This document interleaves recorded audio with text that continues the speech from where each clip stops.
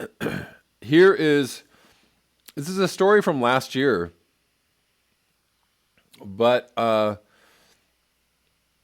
kind of ties into what I was talking about at the beginning of the show, how people are accepting or becoming aware of the news of climate change and its ties to a possible future extinction. This is during the Extinction Rebellion things going on last year. This is from May 1st, 2019. Majority of Britons believe climate change could end human race. Majority. That's an interesting fact, right? That the majority of a population of a country could actually believe that climate change is taking us in a direction that is fatal. A majority of Britons believe the climate change could end the human race. A poll showed on Wednesday, after days of high-profile protests by activists thrust global warming into the political agenda.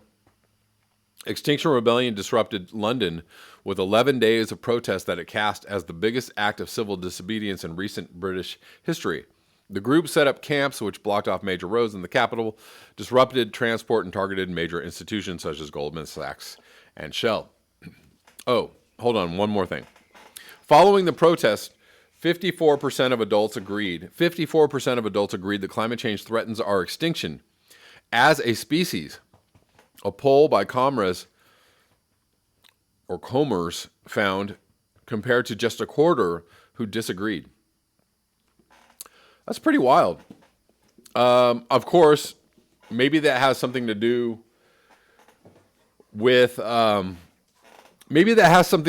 fact that a group with the word extinction in their name was having protests. Okay. Outside of London, maybe that raised awareness that, oh, hey, extinction, yes, I think that can happen. Rosa Redmond, thank you so much for the super chat. I appreciate you. So, yeah, getting into the really frightening news that was all over the place yesterday, coming out of Russia from a town called Verkhojansk, or maybe an area, a region, I don't know. Verkhojansk, I'm totally destroying that, I'm sure. A Russian town in East Siberia known for its exceptionally cold winters. Just broke its all-time heat record with a whopping 38 C, which is 100.4 Fahrenheit. Records kept since 1885. So here, he lists sources. Here is another post having something to do with that as well. We are in a relentless Arctic heat wave. Siberia is literally on fire right now, and it's set to continue. Temperatures will comfortably exceed plus 30 C within the Arctic Circle over the next 10 days. At least it is staggering. Plus 20 to 25 C warmer than it should be. Let's play this bit of illustration. So this is over the next 10 days. This is wild. Yeah, this is wild. One can only guess what this means. Is this, obviously this could be increasing the likelihood of a blue ocean event this year. I think quite a few people have their money literally and figuratively on whether we see a blue ocean event this year. Again, more news from Zach Labe. So it goes, anomalous, even record-breaking. Warmth continues in parts of Siberia. Shifted a bit to the east. Let's look at this. Just unbelievable heat all along that Arctic coast right there. Into the plus 18, plus 20 anomaly range. Excuse me, let me go back there.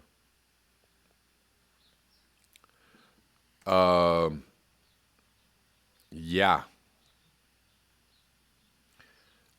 I mean, I don't know what you can say about this. We've just been watching the temperatures climb.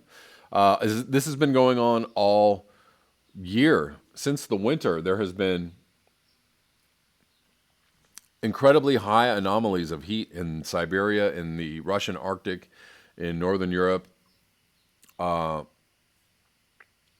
know, from 3, 4, 5 degrees above normal up to 10 or 20 degrees above normal. It's concerning. And concerning might be an understatement for some people. Panic inducing, terrifying, stupefying. I don't know. Does this continue to go all summer long? Does this lead to higher temperatures right over the ice in the Arctic? Where does this send the Arctic ice over the next few months when we start to reach our sea ice minimum in the Arctic? Hapsutaki says, guys, don't worry. Ice Age is just around the corner. Haha. Right. Of course.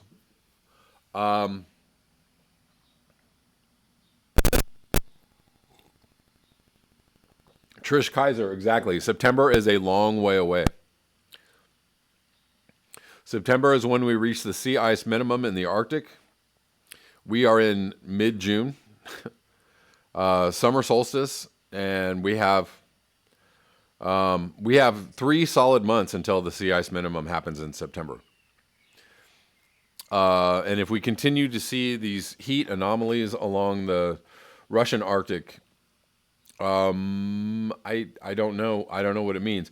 I guess the good news is that we're not seeing those kind of anomalies in other places as extreme in North America, etc. However, I wouldn't doubt that those heat anomalies can shift at any moment. They don't necessarily have to stay in Siberia. That's where it's been centered. And again, I have to bring up Hapsutaki. Exactly. We have a methane timer that's ticking now. I have to bring up the idea that, there's that huge deposit of methane clathrates in the East Siberian Arctic shelf, right? That is the place where people have been focusing on the possibility of a large release of methane. I'm wondering if there is methane leaking out of that area at a high rate that is causing that anomaly. If that has anything to do with it, I don't know. Clay Baum says, I lived at that same latitude in the Arctic in 1999. It never got above 70 Fahrenheit in the summer. Yeah, I believe you. I would imagine that 70 Fahrenheit would probably be like crazy hot, right? 20 or 30 years ago. Oh, it's 70 degrees. Good Lord. It's a summer day. It's a hot summer day. I would imagine that would be the anomaly 20 years ago or 30 years ago, or even longer ago than that. So yeah, what is causing this high concentration of heat over Siberia or over that part of the Arctic? One can only guess. One can only wonder. I'm sure somebody is doing a study somewhere. TCR Galaxy says going south posted 0% for BOE this year. What does that mean? 0% possibility? I mean, who knows? Your guess is as good as mine. Rudel Zavedno says we're going to die soon. That's what it means. Our children are toasted. Yeah. I don't know. I don't know what that means as far as, what that does as far as starting the timer on how much time we have left. I don't know. I don't know what it means. I mean, there's lots of people who have posited ideas around, how long it takes from a blue ocean event to trigger a major methane release, to trigger a major spike in heat, to trigger, all the other wonderful things that comes with all of that. And by wonderful, I mean terrible. When does that affect inland areas of continents where a lot of agriculture is going on, where most of the food comes from? It's a guessing game. It's soon. It's soon or sooner. Uh,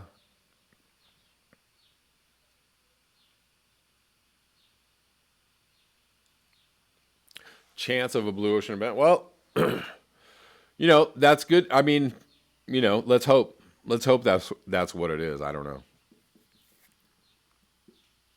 Forest Dweller says the Dutch love ice skating so much. For the first time this winter, they gave up all hope of some ice.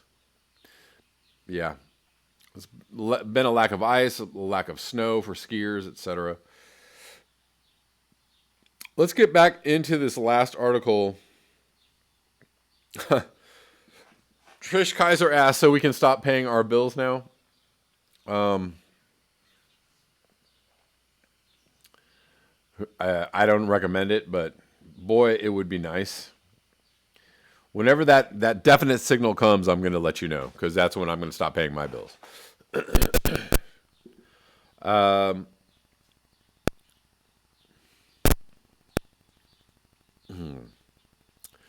Right. Forest Dweller says not just yet, Trish. Let's move on to the last article I want to cover today.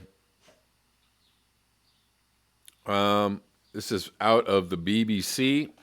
This is from yesterday. Greta Thunberg says climate change as urgent as coronavirus. I would say as urgent, if not more urgent than coronavirus. Yeah, coronavirus scary. Climate change terrifying on so many more levels. Greta Thunberg says the world needs to learn the lessons of coronavirus and treat climate change with similar urgency.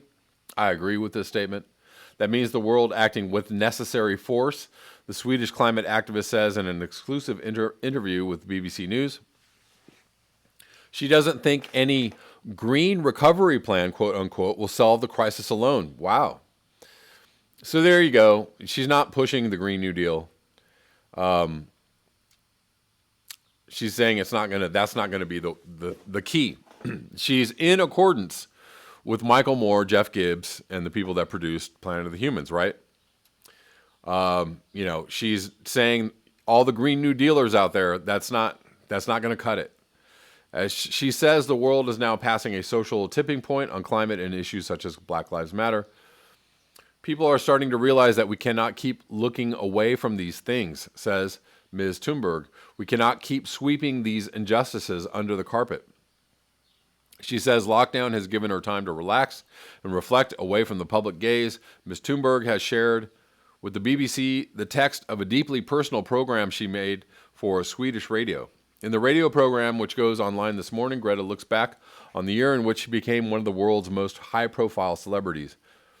Then the 16-year-old took a sabbatical from school to spend a tumultuous year campaigning on the climate. She sailed across the Atlantic on a racing yacht to address a special UN Climate Action Summit in New York. In September, she describes world leaders queuing to get pictures with her, with Angela Merkel asking whether it was okay to post her photo on social media. The climate campaigner is skeptical of their motives, as she should be, right? We're seeing this. We're seeing with Black Lives Matter, a lot of placation, a lot of like, yeah, we love this message. Yes, we're going to do everything to help you. Yes, we believe this is an emergency. Yes, this needs attention right now, right away. She says, perhaps it makes them forget the shame of their generation, letting all future generations down, she says. I guess maybe it will help them sleep at night. It was in the UN that she delivered her famous "How dare you" speech. You have stolen my dreams of my childhood with your empty words, she told the world leaders gathered in the UN assembly. She appeared on the verge of tears as she continued, people are dying, she said, and all you can talk about is money and fairy tales of eternal economic growth. Ooh, how dare you? I said ooh because she's talking about Green New Dealers. She's talking about green capitalists. Talk about money and fairy tales of eternal economic growth. That's not going to happen. That's not going to be the way. She knew it was a lifetime moment and decided not to hold anything back. She says, now I'm going to let my emotions take control and really make something big out of this because I won't be able to do this again. She describes traveling back from the UN to her hotel on the subway and seeing people watching the speech on their phones, but says she felt no urge to celebrate. All that is left are empty words, she says. The phrase reflects her deep cynicism about the motives of most of the world leaders, which is completely right. The level of knowledge and understanding, even among people in power, is very, very low, much lower than you would think. She says the only way to reduce emissions on the scale that is necessary is to make fundamental changes to our lifestyles, starting in developed countries, but she doesn't believe any leaders have the nerve to do that. She's talking about degrowth. She's talking about doing away with the consumption capitalism model of our economy. She doesn't believe any leaders have the nerve to do that. Instead, she says they simply refrain from reporting the emissions or move them somewhere else. She claims the UK, Sweden, and other countries do this by failing to account for the emissions from ships and aircraft and by choosing not to count the emissions from goods produced in factories abroad. As a result, she says in a radio program, the whole language of debate has been degraded. Words like green, sustainable, net zero, environmentally friendly, organic, climate neutral, and fossil free are today so misused and watered down that they have pretty much lost all their meaning. Boom. They can imply everything from deforestation to aviation, meat, and car industry, she said. Ms. Thunberg says the only positive that could come out of the coronavirus pandemic would be if it changes how we deal with the global crisis. It shows that in a crisis, you act, and you act with necessary force. This is straight on the money. This is exactly right. The way we dealt with coronavirus is exactly the way we need to deal with climate change. Exactly the way. You tell everybody that there's a crisis. You tell everybody this is really, really dangerous. You tell everybody that this is life-threatening. You tell everybody this is really important that everybody does this all at the same time. Stop driving, stop flying, stop buying all the shit. Grow your own food. Stop going to work. Work from home. Work in your community. Work in your neighborhood. Create localized communities where people just grow food and trade and, help each other. You create entirely different economies than the one that we have now. You could try and degrow this economy from the top down, not bloody likely, or you could just opt out of this economy. You could create your own economy on a local level, on a regional level, and you just take out the legs of the existing economy from within. Hey guys, please remember to like, share, and subscribe. You can also support the channel at the links below: PayPal, Square, and Patreon. Also, all of my live streams are available for listening on Patreon if you happen to miss them during the day. So you can sign up for my Patreon for as little as $1. If you want to go check out the live streams, they are all there. Thanks a lot.